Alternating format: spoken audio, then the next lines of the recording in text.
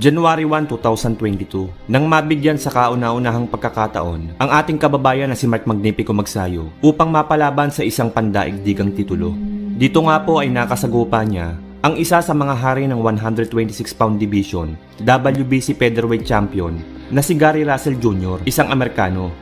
Sa mga hindi po nakakakilala dito kay Gary Russell Jr., ay siya po ang longest reigning defending WBC Featherweight Champion noon sa 126-pound division.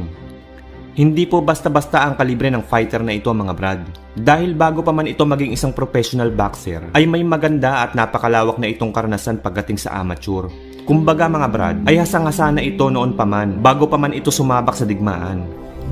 Naging Junior Olympic Gold Medalist taong 2004 at Bronze Medalist taong 2005 sa Men's World Amateur Boxing Championship. Sa kaparehong taon, nagkamit ng gintong medalya sa Golden Gloves Amateur Boxing Competition at dalawa pang gintong medalya sa US National Amateur Boxing Championship taong 2005 at 2006 at isang silver medal taong 2007. Sa kabuuan mga brad ay nakapagtala po itong si Russell ng 163 na panalo at may 10 talo lamang sa kanyang buong amateur career.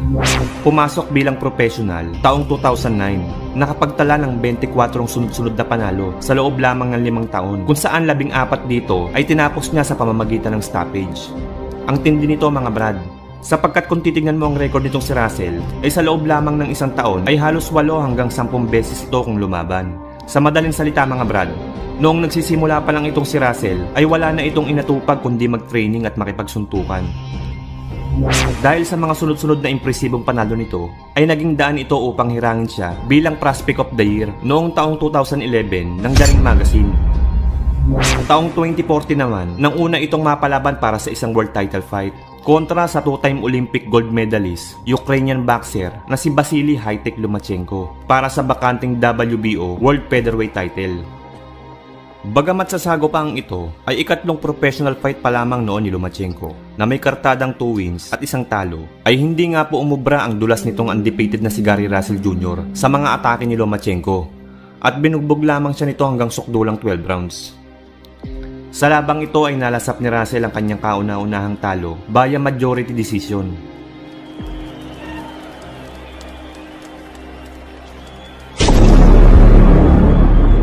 Bagamat nabigo sa kanyang unang world title, ay agad naman itong nakabangon at nakabawi sa pagkatalo. March 28, 2015 ay muli itong nabigyan ng pagkakataon para mapalaban para sa isang world title fight. Dito ay nakaharap niya ang veteranong kampyon na si Johnny Gonzalez na nooy may hawak ng WBC World Featherweight title. Sa round 3 ay unang bumagsak si Gonzalez matapos tamaan ng isang right hook.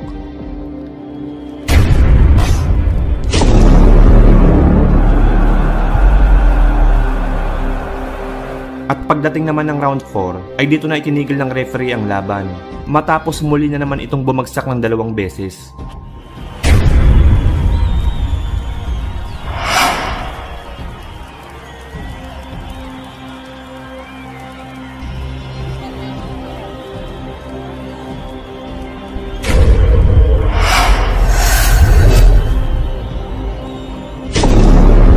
Ito ang WBC title via technical knockout sa round 4. Matapos masungkit ang WBC title, ay una niya itong didepensahan kay Patrick Hyland noong taong 2016 kung saan tinapos niya ito via technical knockout sa loob lamang ng 2 round.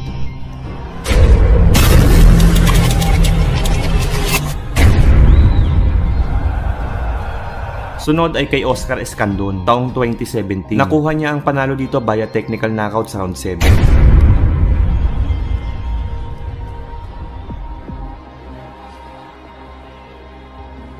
Ikatlo ay sa undefeated na si Joseph Diaz noong 2018. Dito ay muli niyang nadepensahan ang kanyang titulo via unanimous decision. Ikaapat ay kay Kiko Martinez noong 2019 kung saan tinapos niya ito via 5th round technical knockout. At ang huli ay kay Tugsog Niambayar na tinalo niya via decision. Kaya naman dahil sa tindi ng resume nitong WBC Featherweight Champion, ay madami ang nagsasabing hindi pa daw handa itong si Magsayo sa kalibre ng isang Gary Russell Jr. Ayon pa nga mismo sa isang batikang sports analyst na si Attorney Ed Tolentino, ay 60-40 pabor kay Russell ang tsansang manalo ni Magsayo sa laban. Well, as a boxing analyst, siyempre, you will go for Gary Russell. Pero I'm still hoping for the underdog Mark Magsayo to pull off a miracle. In fact, there are people who are saying na parang hindi pa hinog si Mark Magsayo dito kay Gary Russell. Ngayon ko parang 60-40. 60% Russell, 40 kay Magsayo ang chance of winning. Pero ganun pa man mga brad, sa kabila ng mga pagdududa at pagiging dihado ni Magsayo sa labang ito, ay mataas pa din ang kumpiyansa nito na magagawa niyang ma-upset ang WBC champion. Dumagdag pa sa motibasyon nito nang mismo ang ating pambansang kamao Manny Pacquiao ay nagbigay ng pagsuporta sa kanya bago ang laban. Kumusta ka dyan? Okay lang, sir. Galingan mo ha. Thank you. Tiwala tayo sa Panginoon. Maganda ilang... Dala lang palagi. Dala lang. Ang Panginoon ang makapagbigay sa atin ng tagumpay. Salamat po. Sige. Thank you. Okay, God bless you. Ha? Thank you po. Sige. Dali mo dito ang corona. Okay. Sa mga early rounds, ay nagpakita ng pagiging agresibo ang Pinoy challenger.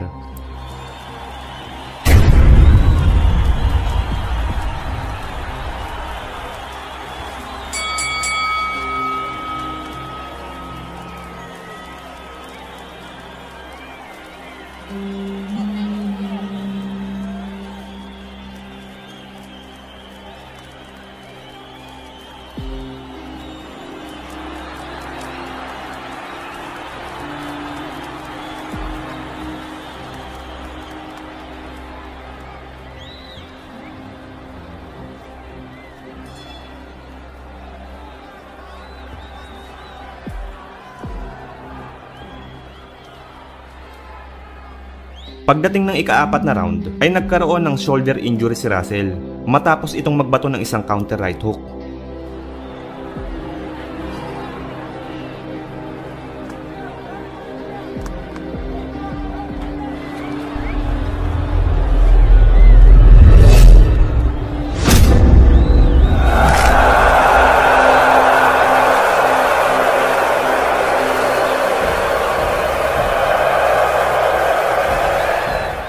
Pero kahit ganun, sa mga sumunod na round ay nagawa pa rin makapagpatama ng ilang malilinis na suntok ni Russell gamit lamang ang kaliwang kamay. Subalit hindi nga po ito naging sapat upang makasabay sa mas preparadong si Mark Magsayo.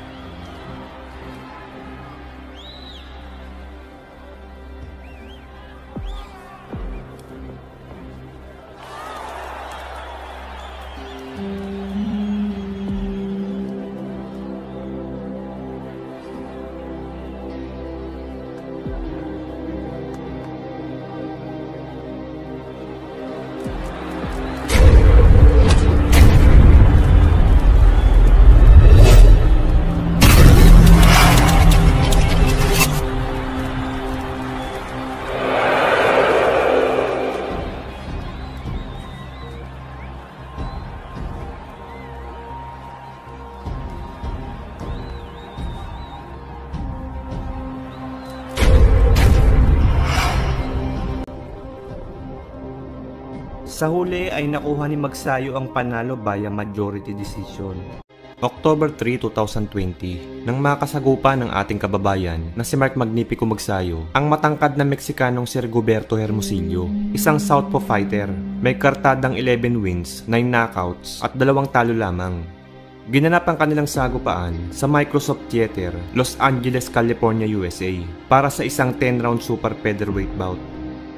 Bagamat sa labang ito mga brad, ay nanalo itong si Magsayo, ay marami nga pong Pinoy boxing fans ang hindi natuwa at nakulangan sa naging performance niya dito. Sapagkat para po kasi sa mga hindi nakakaalam, ay kagagaling lang po sa 2 magkasunod na pagkatalo itong si Hermosillo noong mga panahong ito bago nito makasagupa si Magsayo. Kaya naman marami pong boxing fans ang nag-aakala noon na magiging isang easy tune-up fight lamang ito para kay Magsayo. Lalo na't noong mga panahong iyon ay ang legendary coach na si Freddie Roach na ang gumagabay dito. Subalit pagdating nga po sa mismong gabi ng laban mga brad, ay hindi nga po ganun ang nangyari. Sapagkat ang prediction nga po ng nakararami na isang madaling laban ay hindi po nangyari sapagkat dikit po ang kanilang naging bakbakan. Literal nga po na pinadaan muna nitong si Hermosillo sa butas ng karayom itong si Magnifico.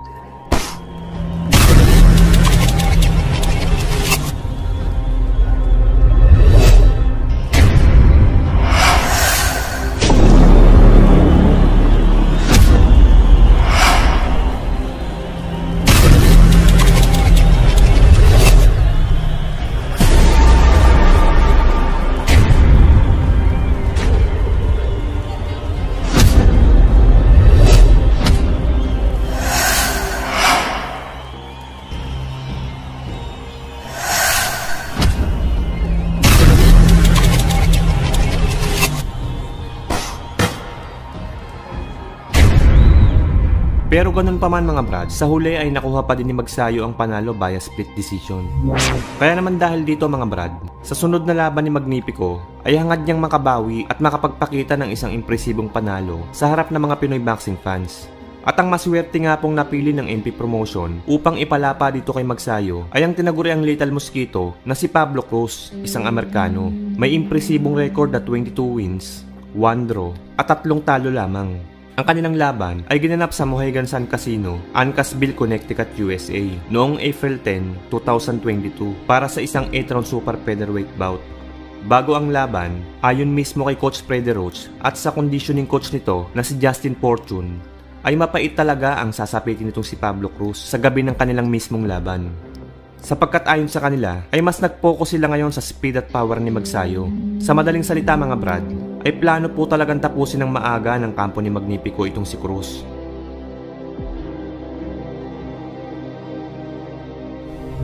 Pero ganun pa man mga brad, bagamat llamado si Magsayo dito, ay hindi din naman dapat basta-bastahin lang itong si Pablo Cruz. Sapagkat di hamak na mas malaki po ito sa kanya, at regular po itong nangangampanya sa super featherweight at lightweight division. Samantalang si Magsayo naman ay ikalawang laban niya pa lang dito sa 130 pounds. Kaya naman sa labang ito ay masusubok talaga ang mas pinalakas na kamao ng tinaguriang Magnifico kung uubra ba talaga ito sa mas mabigat na kalaban.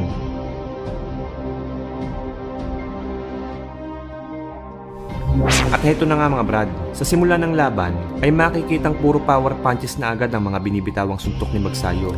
Tila ba gusto talagang gumawa ng statement at wasakin ng maaga si Pablo Cruz.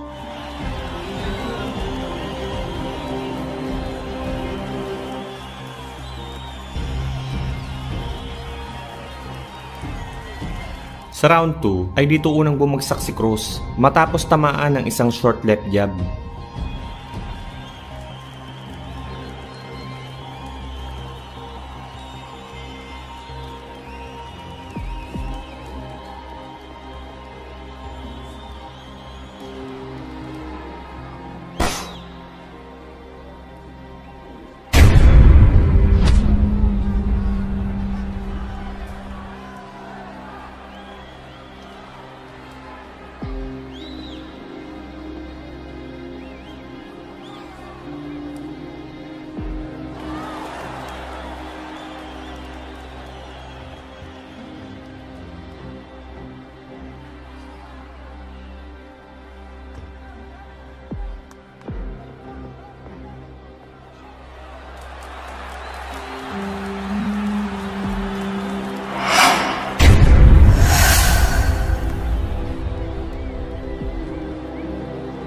Pagdating ng round 3, ay muli na namang bumagsak si Pablo Cruz matapos naman tamaan ng isang left hook.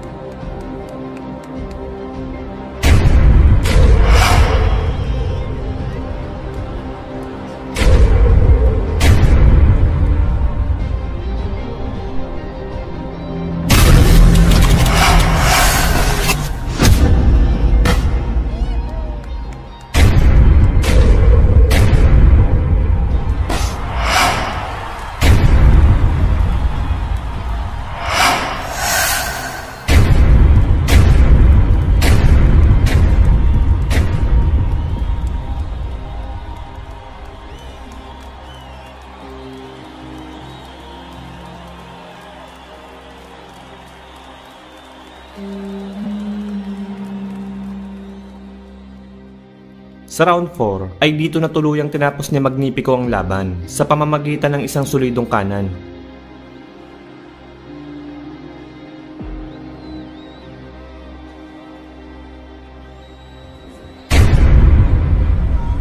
Finish him!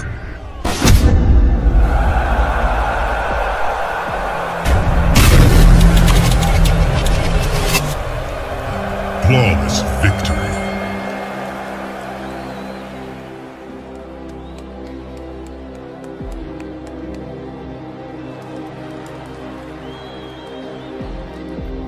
Anong masasabi nyo sa performance ni Magsayo dito mga brad? Pwede na kaya siyang itapat sa kalibre ng mga hari sa featherweight division gaya nila Leo Santa Cruz?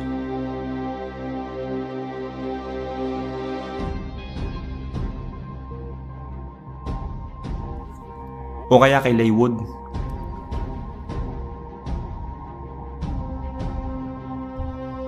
O di kaya naman sa sinasabi nilang pinakamalakas sa featherweight division na si Emmanuel Navarrete?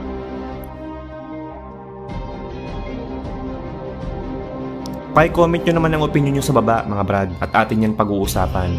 So yun muna po sa ngayon, maraming salamat.